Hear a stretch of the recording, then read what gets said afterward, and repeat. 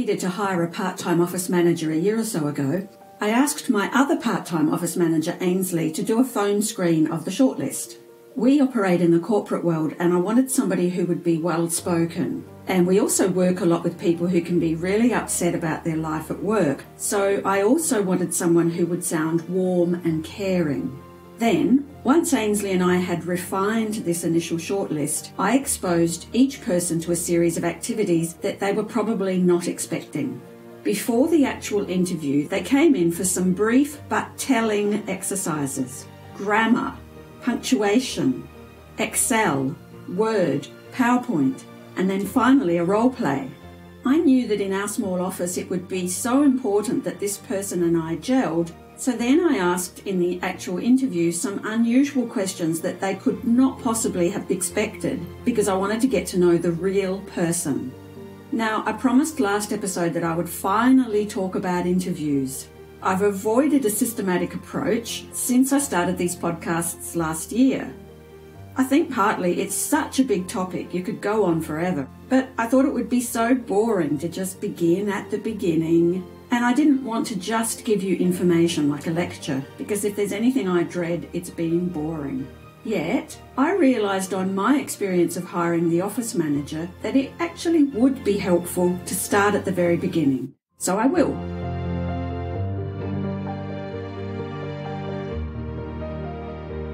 Welcome to Career Chinwags for the 21st century. I'm a career practitioner who's worked with thousands of clients over the past 20 years, so I've had quite a bit of time to think about career things. Each fortnight, I pick up on an issue that takes my fancy. Some are extremely practical, such as episodes 2 and 3, where I give precise and micro details about how to implement a job search networking campaign. Other episodes tend to cover more big picture topics, like last episode, where I identified 10 characteristics of a perfect 10 leader. In today's episode, I'm going to cover 3 types of interviews you're likely to face these days, and then I'm going to distinguish between standard interview questions and advanced interview techniques.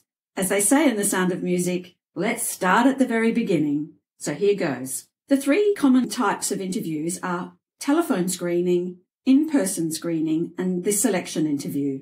The telephone screening interview saves the employer time. It's what I did, because you can eliminate candidates based on essential criteria, and these criteria can vary according to what the person wants in their job, what their required skills are.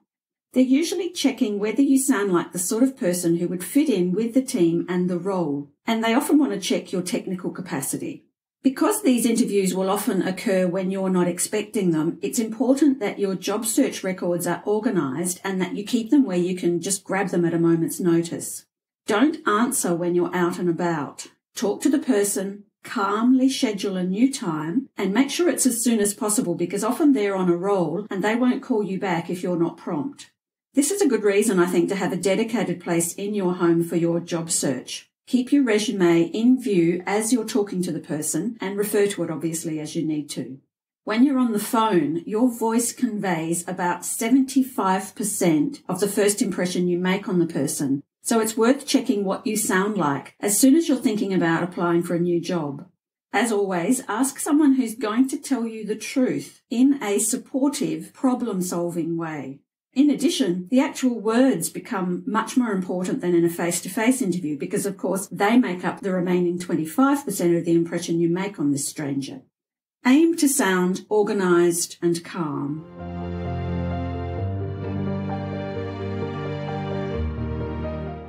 The other version of a screening interview is when they actually do it in person. It's usually conducted by a professional screener from the company's human resources department or from the recruiter. And at this stage, the goal, as with the phone interview, is to select candidates who will meet the decision maker. They'll be doing exactly what happens in the phone interview, but this time your body language becomes much more important. And of course, these days, this in-person screening interview can be done via Skype, Teams, or Zoom.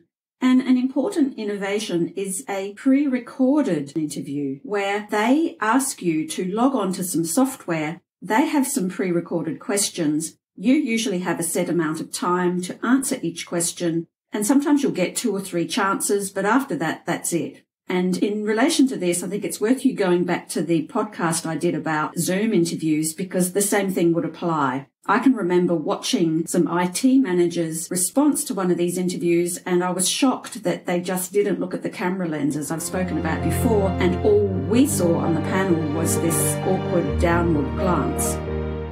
The second sort of interview is a selection interview, and there are several types and often several stages here. So the selection interview obviously is usually conducted by the decision maker, and the purpose is to probe whether you have the right qualifications and to sort of assess their comfort level in working with you. It's often described as can, will, fit, as in can you do the job, will you do the job, and will you fit in with our organisation. Good organisations, by the way, often structure the interview process such that the interviewer must assess your fit before they go on to assess the other elements, because they understand how important fit is. There may be numerous interviews at this stage, and as the number of candidates is whittled down, you may be invited back to speak with the same person, or with other managers, or with actual members of your work group. Your ability to establish rapport and present yourself as the right person for the position is obviously critical. And even if there's only one decision maker amongst a group of people who are assessing you, the opinions of the other people are important. The decision maker will ask these other people, and it will probably have an effect on the outcome. The HR person, for example, who is often sitting in on interviews, is often there to assess whether he or she believes you're going to fit in with the culture of the organisation. When you're invited to interview with a number of people, you need to make sure that you include all of them as you answer. So yes, you would direct most of your attention towards the person who asked you the question, but you must make sure each time that you also glance at other people on the panel so that they don't feel excluded. As always, you have to balance this mixture of being yourself, but also selling yourself. Another type of interview, or a subset of an interview, is when they ask for a work sample. So this is usually done to let you show your wares. It may be if you're a graphic designer, they may ask you to bring a portfolio in. A salesperson might be asked to give a sales presentation. Other processes in this selection interview is a peer group interview, and this is an opportunity where you can meet and talk to your prospective co-workers. And of course, just as in the other interviews, this peer group will be checking you out big time. And the panel interview is very common in government and the not-for-profit sector. It usually consists of 3 or more people, all of whom ask you questions. Weirdly, I heard just recently that in some government departments, the prospective boss is not allowed to be part of the panel because they think it eliminates personal bias. I must say that seems totally weird to me. Another interesting type of interview is the lunch interview. I remember hearing about this quite a long time ago, that in the United States this was often used to check on your table manners. That doesn't tend to be the motivation here in Australia. Here sometimes it can be to check how much you drink and whether you handle your alcohol. My advice is if it's a lunch, definitely do not drink, even if they are drinking. If it's a dinner, that can become quite difficult. So it's going to be a judgment call for you. I think if you are going to have a drink, just have one. That is it. Mainly in Australia, this type of interview is to check out how well you behave in a social situation, because the more senior you are in an organisation, the more important this is. And so even if you're applying for a more junior role, if that role would typically have a pathway through to a more senior role, they will still possibly see what your social skills are like to see whether it looks like you would be able to head up that pathway and represent them well in a social situation. The final sort of interview does not tend to happen very often here in Australia, and it's called a stress interview. It just doesn't really fit in with our culture, but here's what it is. A stress interview, really, it's not going to be an interviewer. You're going to be assessed by an interrogator. It's an interview where you're treated as though you're the enemy. And the interrogator will ask you a number of offensive questions that are designed to deliberately make you feel uncomfortable. As I said, it's highly unlikely to happen here in Australia. Our culture tends to be one where we expect an interview to be set up such that it allows people to show how well they can behave and operate, not how they respond to aggression. If you do get one, all I can advise is to keep your cool, take your time in responding to the questions. Don't take it personally. It's usually a test on how well you'll handle stress in the job. I would, however, go and check them out quite thoroughly separately because, as I said, it's not really the done thing here.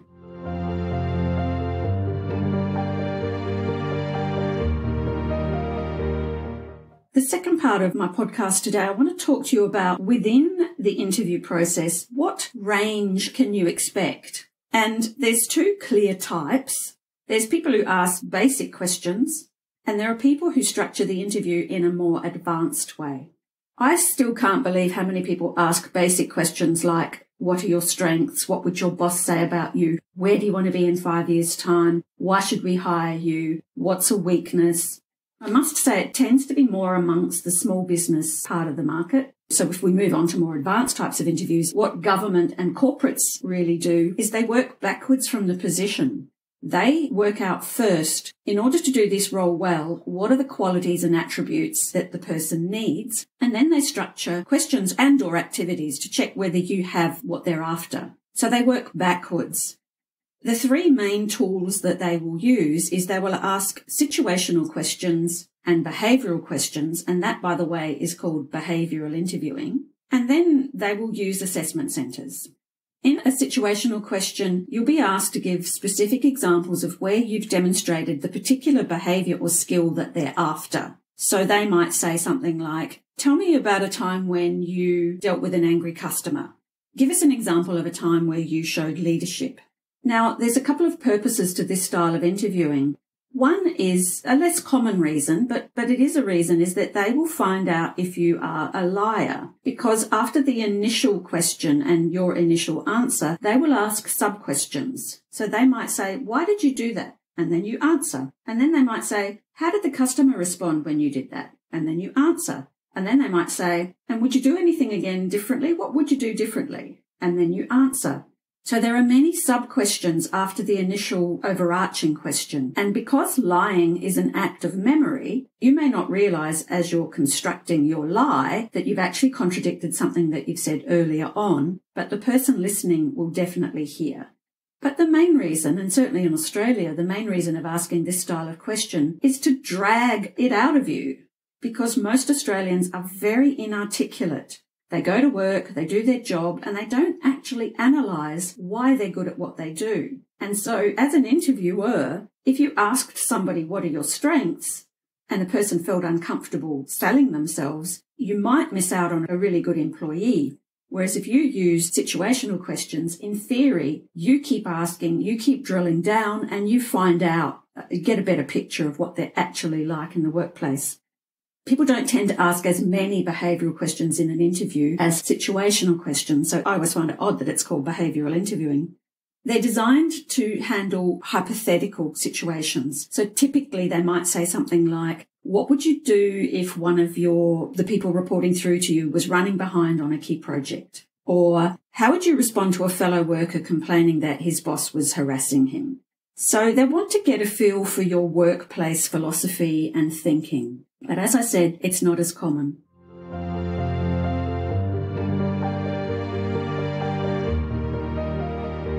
The final thing I want to talk about today is assessment centres. Assessment centres are used for a wide range of roles, from shop floor to senior management, but typically they're used in a bulk situation. They're used for jobs where the role has a low level of technical skills attached to it and a high level of behavioural skills or behavioural requirements. And so classically, a call centre, for example, or a retail situation where the employer really wants to find out about your attitude and behaviour and soft skills at work. So they will call you all together in the one spot. In the old days, it was over 2 days. These days, no one will go to anything over 2 days. So these days, it's usually about 5 or 6 hours on the one day. And you'll be there with 10 or so other people. And throughout the day, you'll jump from one activity to another. And each activity is assessed by a separate person. These people have also not seen your resume. So again, they have no knowledge of your background. They have very precise instructions which they need to follow when they're assessing your behaviour. I was an assessor a while ago because I wanted to find out what it was like. So I did it for about, 6 months. I can always remember this one person who, when he introduced himself at the beginning, was the ultimate. They say that if you are blonde, tall and male, statistically, you're more likely to get a job than anyone else, which I've often thought I'd be in trouble then, being not blonde, not tall, and not male. So he was a very smooth-spoken English person, a double degree, and he just was apparently charming. This particular customer wanted to do some interviews, and he apparently shone in the interviews. I happened to assess his customer service exercise, which was actually a written activity. And the activity was that he had to respond to the head of the social club giving advice about the next social event. And I can almost remember word for word what he said. He said, look, my boss is away, and so really you'll need to wait till Monday till she gets back. He then, to be fair to him, did throw in a few suggestions. And he finished off by saying, P.S. because I'm not married and don't have kids, I'd be as much use to you as a chocolate fireman. So needless to say, he didn't pass that activity. And then in the teamwork activity at the end, he performed quite dismally. So I presume he did not get offered the job. If you think you're going to face an assessment centre, I don't want to talk about it too much more now. I think that you probably do need to talk to an expert and make sure that you can prepare well. No executive really in Australia will agree to go to an assessment centre because there's an immediate lack of privacy. Everybody else in the assessment centre knows that you're applying for the same job. And so what employers do is they will split off some of the activities in the assessment centre and ask the candidate to do it on their own. And that's what I did, for example, with the role play with the office manager. I took one of the common activities from the assessment centre, but we just did it one-on-one.